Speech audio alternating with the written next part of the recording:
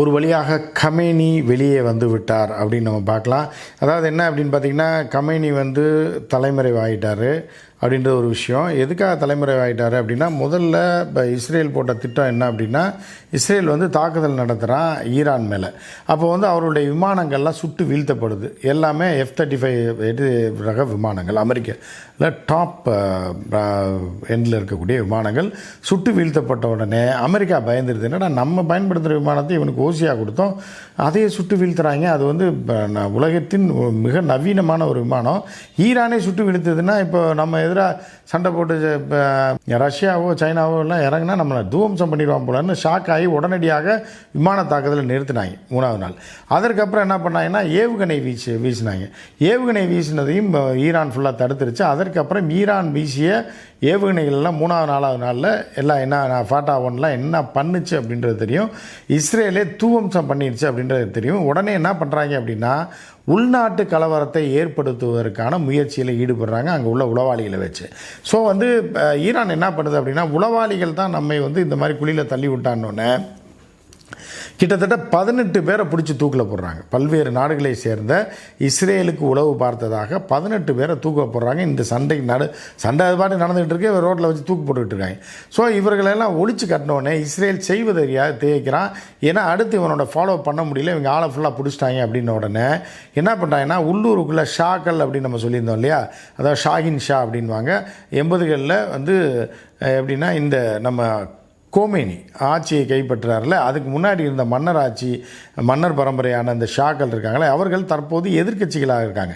இவர்களெல்லாம் பெரும்பாலும் அமெரிக்க கைக்கூலிகளாக இருக்காங்க அப்படின்றது ஒரு விஷயம். ஸோ இவர்களை வைத்து ஆட்சியை கவிழ்ப்பதற்கும் அங்கு கலவரத்தை உண்டுவதற்கும் ஒரு முயற்சியை ஏற்படுத்தினாங்க. அதுவும் ஃபெயிலியர் ஆனதுக்கப்புறம் என்ன பண்ணுறாங்கன்னா, 5வது நாள் 6வது நாள் அமெரிக்கா நேரடியாக உள்ளே இறங்கி என்ன பண்ணுறாங்கன்னா, கமேனியை தற்போதைய அந்த நாட்டின் தலைவராக இருக்கக்கூடிய கமேனியை கொல்வதற்கு முடிவு பண்ணுறாங்க. ராக்கெட் தாக்குதல் நடத்தி இலக்கை அழிக்கிறதுக்கு. ஆனால் அவர்கள் உளவு பிரிவுகளை யாரெல்லாம் இருந்தானோ அவனெல்லாம் வந்து ஈரான் பிடிச்சி கொண்டுருச்சு. அதுக்கப்புறம் கமேனி ஒரு பாதுகாப்பான இடத்துல எந்த எலக்ட்ரானிக் எக்யூப்மெண்ட்ஸ் இல்லாமல், செல்ஃபோனு, ஒரு சின்ன சிப்பு கூட இல்லாமல், இதெல்லாம் வந்து பின்லாடனோட ஸ்டைல். ஏன்னா அப்படின்னா, பின்லாடன் வந்து கடைசி காலம் வரைக்கும் என்னென்னா, ஒரு செல்ஃபோனையோ இல்லை ஒரு மெமரி கார்டை கூட பயன்படுத்தின இல்லைன்னு சொல்லுவாங்க. என்ன காரணம்னா, ஒரு எலக்ட்ரானிக் சிப்போ ஒரு சின்ன ஒரு விஷயம் இருந்தால் கூட, ஒரு வாட்ச் இருந்தால் கூட, எலக்ட்ரானிக் வாட்சாக இருந்ததுன்னா அதை வந்து ஸ்கேன் பண்ணி சேட்டலைட்லேருந்து தூக்கி ஒரு மனிதனை காலி செய்ய முடியும் என்கிற மாதிரியான டெக்னாலஜி இருக்கிறதுனால எந்தவித எலக்ட்ரானிக் பொருட்களை அவர்கள் தொட்டதே இல்லைன்னு சொல்லி பல ரைட்டப்ஸ் சொல்லுது.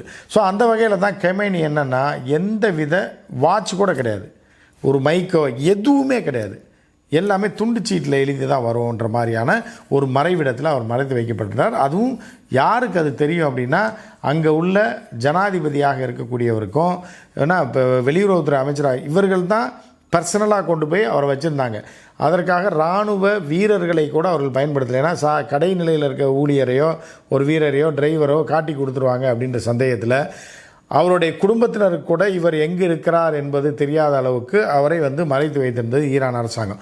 ஆனால் அமெரிக்கா இடையில் ஒரு பிட்டை போடுச்சு, என்னென்னா, நீங்கள் எங்கே இருக்கீங்கன்றது தெரியும், ஆனால் நாங்கள் இப்போதைக்கு கொல்ல மாட்டோம் அப்படின்னா, ஏன்னா தெரியாது, கதையை விட்டாங்க. ஸோ அப்படி இருக்கும்போது கமேனியை நெருங்கவே முடியவில்லை. அதுக்கப்புறம் என்ன பண்ணான்னா, கமேனி கொல்லப்பட்டு விட்டார். அவர் வந்து உயிரோடையே இல்லைன்னு ஒரு இதை இஸ்ரேல் கிளப்பி விட்டான். போங்கடா புண்ணாக்குகளான்னு அதை பற்றி அந்த மக்கள் நம்பலைன்னு வச்சுக்கலேன். அதுக்கப்புறம் தான் அமெரிக்கா நேரடியாக அணு உலைகள் மீது தாக்குதல் உண்டு. ஃபோட்டோ உள்ளிட்ட ஒரு 3 அணு உலைகள் மீது. அதில் வந்து என்ன அப்படின்னு பார்த்தீங்கன்னா, யுரேனியத்தை செறிவூட்டக்கூடிய பணியில் ஈடுபட்டு இருந்ததாக சொல்லப்பட்ட இடங்களில் தாக்குதல் நடத்தப்பட்டது. ஸோ இந்த தாக்குதல் வந்து உண்மையில் அமெரிக்காவை குழி தோண்டி விட்டு போயிடுச்சு, கிணறு தோண்டி விட்டுருச்சுன்னு சொன்னாங்க.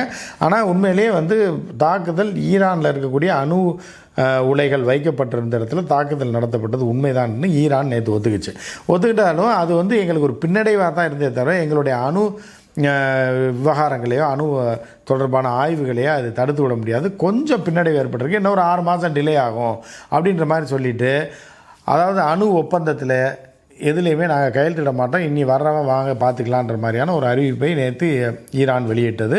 உண்மையை சொன்னது.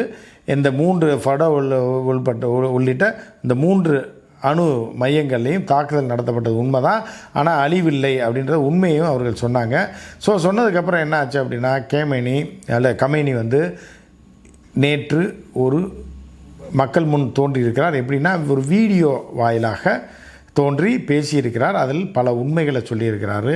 அதில் தான் என்ன சொல்லியிருக்காருன்னா, அமெரிக்காவை நேருக்கு நேராக அறைந்து விட்டோம் அப்படின்றத சொல்லியிருக்காரு. இனிமே வந்து எங்கள் மேலே தாக்குதலோ இல்லை எங்கள் மேலே ஏதாவது பண்ணணும்னு நீங்கள் நினச்சிங்க அப்படின்னா அதன் பின் விளைவுகள் பயங்கரமாக இருக்குன்றதை நாங்கள் உங்கள்கிட்ட காட்டிட்டோம். அடுத்து என்ன நடக்கும், நீங்கள் தொட்டிங்கன்னா என்ன நடக்குதுன்ற மட்டும் பாருங்கள் அப்படின்ற மாதிரியான ஒரு விஷயத்தை சொல்லியிருக்காரு. அதுபோக சாத்தானை நாம் வென்று விட்டோம்னு சொல்லியிருக்காரு. அப்போ சாத்தான்னா யார் அப்படின்னு நீங்கள் முடிவு பண்ணிக்க வேண்டியதான், இஸ்ரேலாக என்னன்னு. ஸோ சாத்தானை நம்ம வென்று விட்டோம், சாத்தானுக்கு பேரழிவை ஏற்படுத்தி இருக்கிறோன்ற மாதிரியான ஒரு தொனியில் அவர் பேசியிருக்கிறாரு. ஸோ இஸ்ரேல் வந்து சத்தத்தை காண இஸ்ரேலில் பேரழிவுகள் ஏற்பட்டிருக்கு. கட்டிடங்கள்லாம் பார்த்திங்கன்னா அந்த வீடியோவை அங்கு வந்து தடை செய்திருக்கிறார்கள். அதாவது இஸ்ரேலில் உள்ள செய்தி ஸ்தாபனங்கள் சரி, அவர்கள் வந்து எப்படின்னா இந்த ஜியோனிஸ்டுக்கு சப்போர்ட்டாக தான் இருப்பாங்க. அவங்க அங்குள்ள வீடியோவை போட மாட்டாங்க, போட மாட்டாங்க, எந்த மீடியாவும் போடாது. சோசியல் மீடியாவில் அது பெரிய அளவில் பரவி கொண்டிருக்கிறது. சோசியல் மீடியான்னு ஒன்று இல்லைன்னா இப்போதைக்கு ஈரான் ஜெயித்ததை இஸ்ரேல் ஜெயிச்சதுன்னு கூட மாற்றி விடுவதற்கான வாய்ப்புகள் இருக்குது. அந்த மாதிரி வந்து சோசியல் மீடியா மட்டும் இல்லைன்னா இந்த உலகத்தில் இருக்கக்கூடிய நடந்து கொண்டிருக்கக்கூடிய இந்த போர் குறித்த உண்மை தகவல்களையும் சரி, அதே நேரத்தில் அங்கே நடத்தக்கூடிய அநியாயங்கள் அக்கிரமங்களையும் எதையுமே இந்த மக்களுக்கு, உலக மக்களுக்கு தெரியாமே போயிருக்கோம். இல்லைன்னா இஸ்ரேல் ஜெயிச்சிருச்சுன்னு கூட அவங்க சொல்லுவாங்க, இந்த உலகம் நம்ப வைத்திருப்பார்கள் இந்த உலகத்தை அப்படின்னு நம்ம பார்க்குறோம். ஸோ இப்போ வந்து என்னென்னா, அதாவது என்ன, இங்கே இப்போ கமேனி வந்து உயிரோட நலமாக இருக்கார் அப்படின்றது உறுதியாக இருக்குது. இனிமேல் எங்களை தொட்ட ஏற்கனவே இப்போ என்ன பண்ணோன்னு தெரியல, எங்கள் மேலே ஏதாவது அடுத்து ஏதாவது டார்கெட் போட்ட அப்படின்னா தொலைச்சி கட்டிடுவோம் அப்படின்ற எச்சரிக்கையும் கொடுத்துருக்காரு. இதுக்கிடையில் வந்து இவர்கள் போர் நிறுத்தம் அது இதுன்னு ஏமாற்றிட்டு கமேனியை வெளியே வர விட்டு கமேனியை காலி பண்ணுறதுக்கான முடிவும் பண்ணுவாங்கன்றதுனால இன்னும் ஒரு குறிப்பிட்ட காலம் வரை கமேனி பொது நிகழ்ச்சிகளை தோன்ற மாட்டார்னு நம்ம நினைக்கலாம். ஏன்னா அவர் சில நேரத்தில் வந்து பார்த்திங்க அப்படின்னா அங்குள்ள மிகப்பெரிய பள்ளிவாசலில் தொழுகைக்கு வருவார் முக்கியமான நாட்களில். ஸோ இது போன்ற செயல்பாடுகள்லாம் இனி கொஞ்ச நாளைக்கு இருக்காது அப்படின்னு நம்ம பார்க்கலாம். ஏன்னா இது ஒரு வேறு மாதிரியான ஒரு சூழல். ஏன்னா இஸ்ரேல் சும்மா இருக்க மாட்டான், வாட்ச் பண்ணிகிட்டே இருப்பான். உளவாளிகளை வைத்து தொடர்ந்து கமேனியை முடித்து கட்டுவதற்கான செயல்பாடுகளில் அவர் ஈடுபட்டு கொண்டிருப்பார்கள். ஏனென்றால் 3 தளபதியை காலி பண்ணியிருக்காங்க இந்த 2-3 வருஷத்தில்.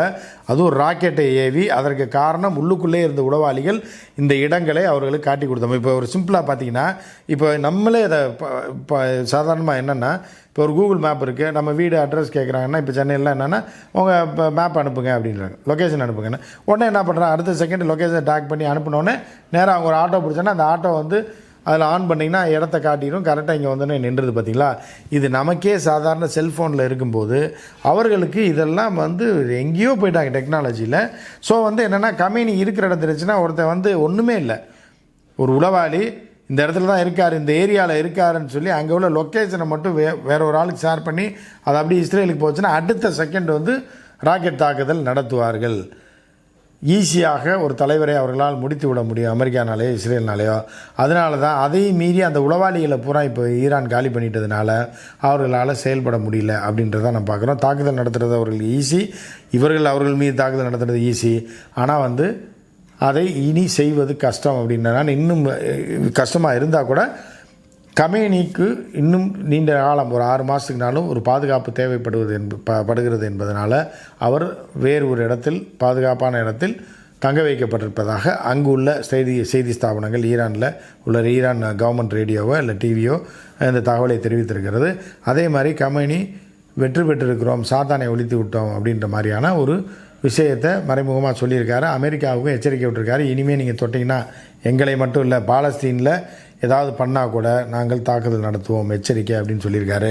எனவே அடுத்த கட்டமாக இந்த போர் இப்போதைக்கு முடிவிட்டிருக்கிறது. எனவே அடுத்த டெவலப்மெண்ட் என்ன வந்ததுன்னா, நான் வந்து ஏதாவது முக்கிய டெவலப்மெண்ட் இருந்தால் மட்டும் நான் உங்கள்கிட்ட வந்து இந்த ஈரான் மேட்ரு வரேன்.